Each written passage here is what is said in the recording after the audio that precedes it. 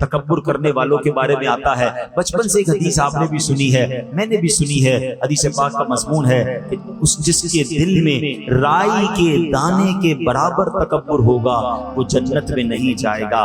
رائی کا دانہ کتنا ہوتا ہے؟ اتنا سا دانہ ہوتا ہے، جیسے سونف نہیں ہوتی، اتنا۔ مجھے بتاؤ اتنے دانے کے مطابق تکبر ہوگا وہ جنت میں نہیں جائے گا۔ جس کا پورا دل ہی تکبر سے بھرا ہوگا اس کا کیا حال ہوگا؟ شیطان نے ایک ہی بار تکبر کیا نا، کہا میں اس سے بہتر ہوں، انا خیر من۔ اور جو روز تکبر کرتا ہے اس نے ایک بار تکبر کیا وہ برباد ہو گیا، اور جو روز تکبر کر رہا ہے اس کا کیا حال ہوگا؟ تو پلیز اپنے آپ کو اس سے دور رکھیے۔ اور تکبر کیا ہے؟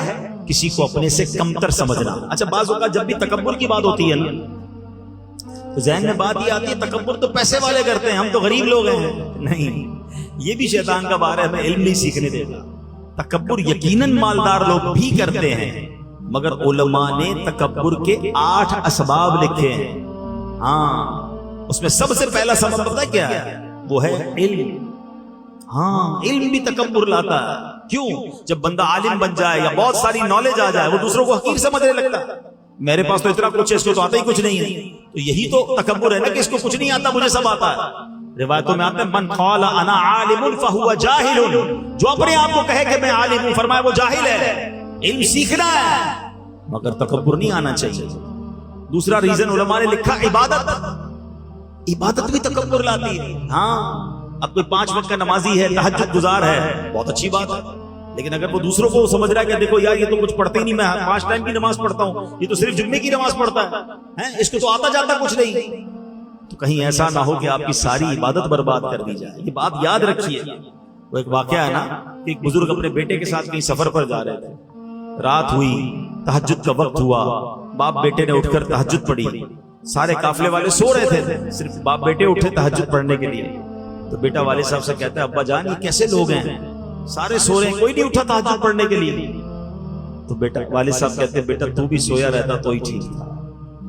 بات بڑی پتے کی ہے، تہجد پڑھ کر اگر دوسروں کو حقیر جاننا ہے تو بہتر تھا تو بھی نہ پڑھتا تہجد۔ عبادت ضرور کرنی ہے مگر کسی کو حقیر نہیں جاننا۔ پھر مالدار، پیسے ہوتے تو غریب سے تکبر کر رہے ہوتے ہیں۔ خوبصورتی بھی تکبر لاتی ہے، بندہ کہتا ہے میں خوبصورت، اس کا رنگ سانولا، طاقت تکبر لاتی ہے، میری باڈی اتنی مضبوط، میری اتنی طاقت، یہ بیچارہ کمزور، یہ میرے سامنے کیا کرے گا۔ اقتدار تکبر لاتا ہے، کسی کو سیٹ مل جائے وہ سمجھتا ہے باقی کی حیثیت ہی کوئی نہیں، مسل کے رکھ دوں گا۔ یہ اقتدار پر، دولت پر، خوبصورتی پر، طاقت پر تکبر کرنے والوں کبھی اترانا نہیں، رب جب چاہے یہ سب واپس لے سکتا۔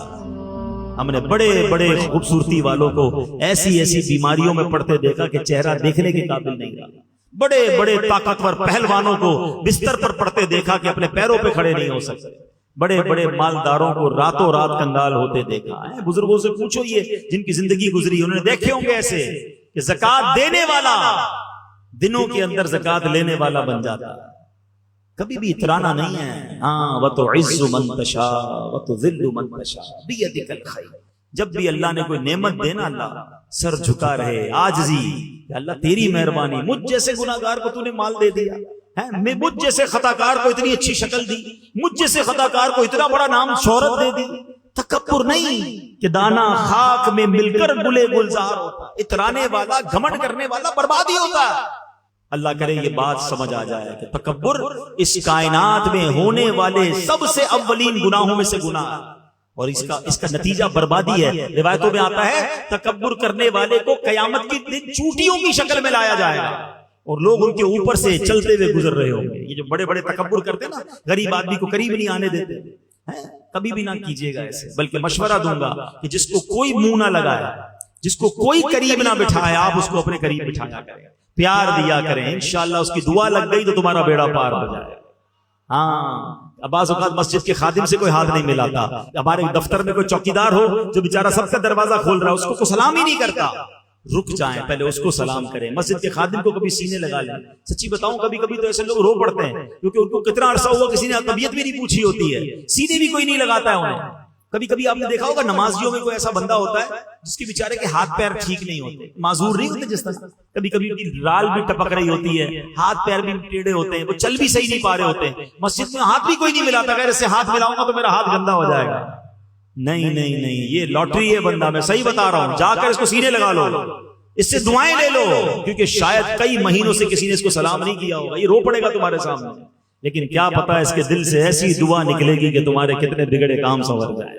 نبی پاک اپنے غلاموں کے گھر جاتے تھے، پیارے آقا غلاموں کو ساتھ بٹھا کے کھانا کھلاتے، اپنی سواری پر اپنے غلاموں کو بٹھاتے تھے۔ ہم کہتے ہیں میرا ملازم میرے ساتھ بیٹھ کر کھانا کھائے گا، میری آپ کی اوقات کیا ہے؟ اگر آج جو دیا ہے وہ رب نے دیا ہے، کبھی اترانا نہیں۔ انشاءاللہ آپ عاجزی کر کے دیکھیں، اللہ آپ کی عزتوں میں اور اضافہ فرمائے۔